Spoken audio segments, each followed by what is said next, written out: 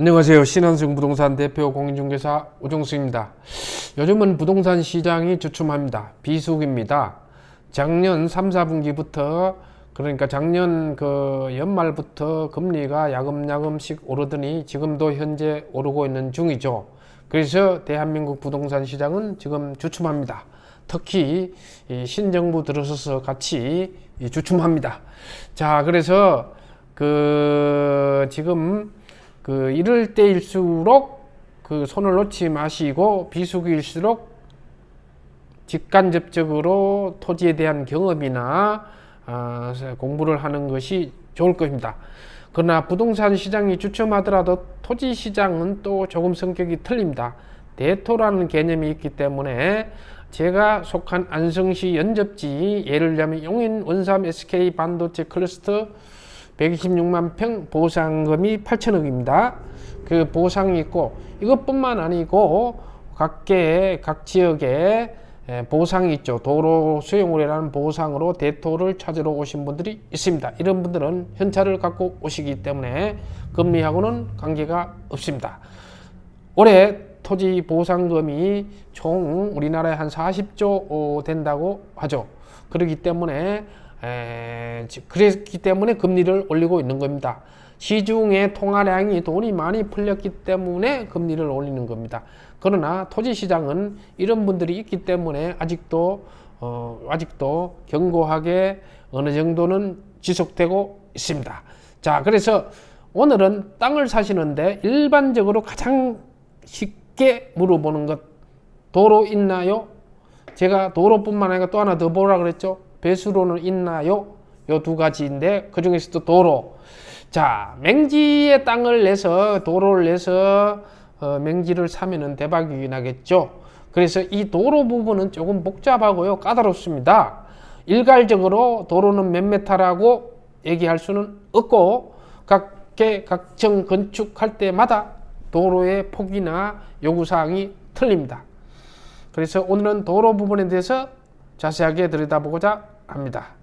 자, 도로는 일단 구별을 저는 공도와 사도로 구별을 했습니다. 공도는 법상 도로고요. 도로법상 도로, 농어촌 도로, 정비법상 도로, 그 다음에 공도고요. 그 다음에 사도는 사도법상 개인 소유의 도로를 말하죠.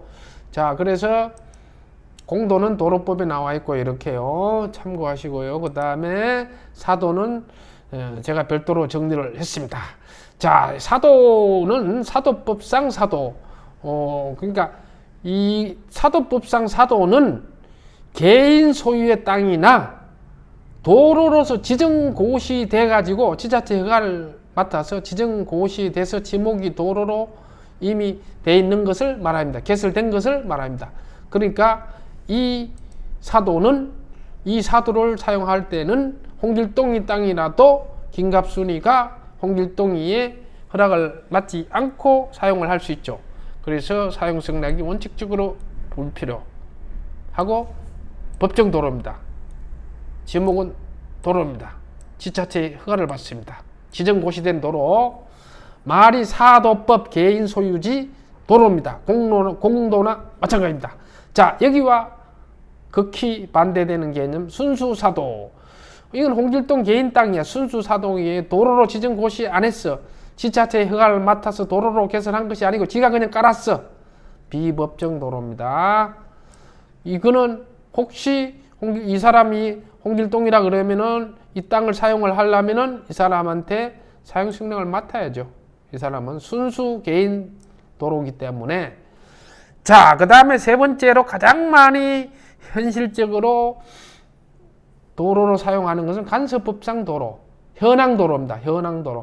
현황도로. 도로는 법상 도자도 안 찍혔고 도로도 개설 안 되는데 가보니까 도로가 있어.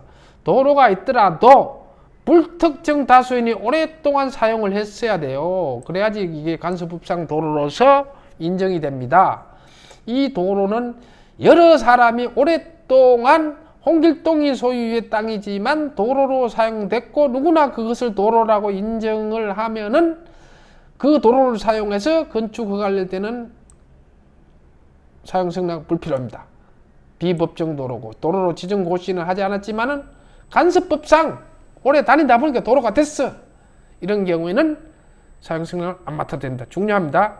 그래서 실무상 구분할 때, 자, 도로로 지정 고시 여부. 쉽게 하면은 제가 미리 말씀을 드리면 실무상 구분할 때요, 이 도로가 있습니다. 이게 김갑순이가 깔은 거야, 홍길동이가 깔은 거야, 뭐 정얼병이가 깔은 거야, 이 땅 주인이 깔은 거야, 알 수가 없죠. 이럴 경우에는 이 도로를 속한 안성시 같으면 건강면이다. 건강면사무소에 전화를 해서 알아보면 됩니다. 이 도로가 면사업으로 깔아준 공로입니까? 그러면 면에서 확인해 줍니다. 오래된 도로는 면에서도 잘 파악하지 못하는 경우가 있습니다. 그런 경우는 면에서 이장을 통해서 확인을 하는 경우도 있습니다. 그래서 지자체에서 도로로 지정 고시됐나 여부는 지자체 확인을 하면 되지만은 시청에 전화하는 것보다는 가장 빠른 방법은 해당 면사무소에 전화해서 공도로 면에서 깔아줬나 동에서 깔아줬나 확인하면 바로 할 수 있습니다. 그래서 이걸 봤더니 면에서 깔아줬네.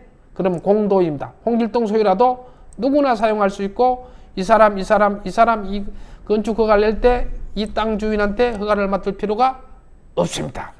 실무상 어디서 깔아줬나 그거를 따지세요. 그러면 공로와 사도를 분명히 구별할 수가 있습니다. 그 다음에 또 실무상에 보면은 지적법상 이렇게 보니까 이게 도자가 찍혀 있네요. 이 빨간 땅 주인이 전원주택 부지를 지금 토목공사를 하려고 그래요. 요거 분홍색 땅은 또 다른 주인입니다. 그래서 다행히도 이렇게 보니까 도자가 찍혀 있네. 국가 소유 땅에 있네. 도로만 개설하면 되겠네. 안성시청에 허가를 맡아서 맞습니다. 그러나 도로를 개설하더라도 이거는 실전 사례이기 때문에 여기 지역은 그 비도시 지역으로서 비도시 지역에서는 막다른 골목에 해당되겠습니다. 여기 도로부터 막다른 골목 10m, 35m가 넘어가면은 비도시 지역은 4m를 깔아야 됩니다. 도로가 2m만 하면 되는 게 아니고요.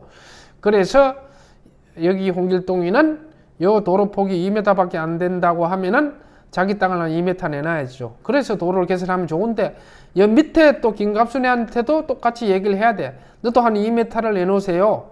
국가 소유 2m 땅하고 도로를 개설해서 같이 사용합시다. 이렇게 되는 거죠. 그래서 누가 도로를 개설하느냐 이 부분이에요. 그 도로를 개설하더라도 무작정 깔면 되는 것이 아니고 그 건축허가에 맞는 도로 폭을 확인하셔야 됩니다. 실전 사례입니다. 자, 이제 지금부터 이제 도로의 폭에 대해서 얘기를 하겠습니다. 건축법에서는 건축물의 대지는 2m 이상이 도로에 접해야 된다. 이런 얘기가 있어요. 이 무슨 얘기냐? 우리가 실무상에 여기 집이 한 채가 있습니다.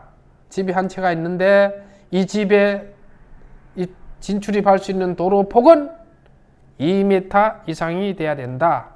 요 폭이 2m 이상 나와줘야 된다는 거예요. 2m만 나와주면은 건축허가 나옵니다. 여기가 도로입니다. 큰 도로.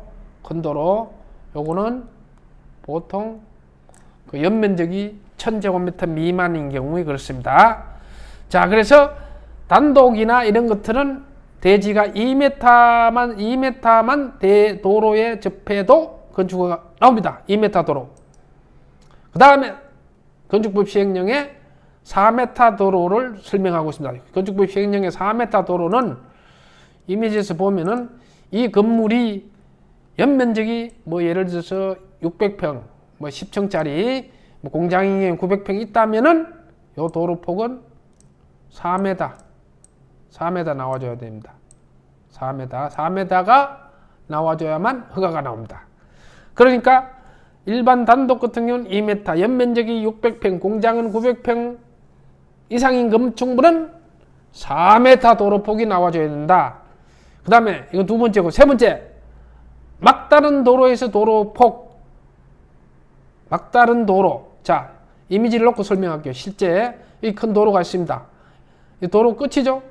여기 도로 끝이죠? 여기 도로 끝입니다. 이 안에 말이 있는데 이 막다른 도로는 10m 폭이 미만일 때는 2m 도로로 열어줘야 되고 35m 미만은 4m 열어줘야 되고 폭 35m 이상 되는 경우에는 6m 도로폭이 돼야 됩니다. 즉 여기서 여기까지가 35m가 넘습니다. 넘는데 이 도로폭은 막다른 도로에서 이 도로폭은 여기 해놨네요. 6m가 나와줘야 돼요. 비도시 지역은 4m입니다.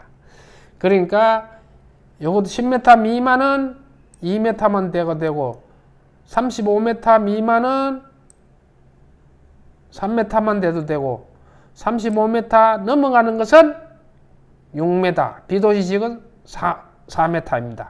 그래서 조금 복잡하죠? 자, 그래서 도로 결론적으로 얘기하면 도로는 2m, 4m가 있는 거 있고 건축허가 받는데 막다른 도로에서는 2m, 3m, 6m 폭을 말합니다. 있다. 그렇게 한번 알아두시고 우리가 건축법상은 원칙적으로는 건축법에는 4m가 원칙입니다.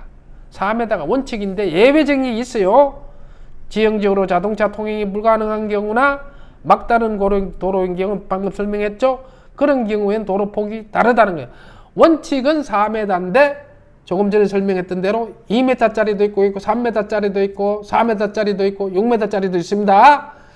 그래서 그 건축물의 면적에 따라서 도로폭이 틀립니다. 그래서 오늘은 이 도로에 대해서 개념에 대해서 확실히 말씀드리고 두 번째 시간에 다시 도로에 대해서 설명을 할 겁니다. 개발행위 지침에 의한 도로폭 이해관계 동의를 받는 경우에 어떻게 해야 되나 이런 부분에 대해서는 두 번째 시간에 도로에 대해서 말씀을 드리겠습니다. 오늘은 여기서 마치겠습니다. 감사합니다.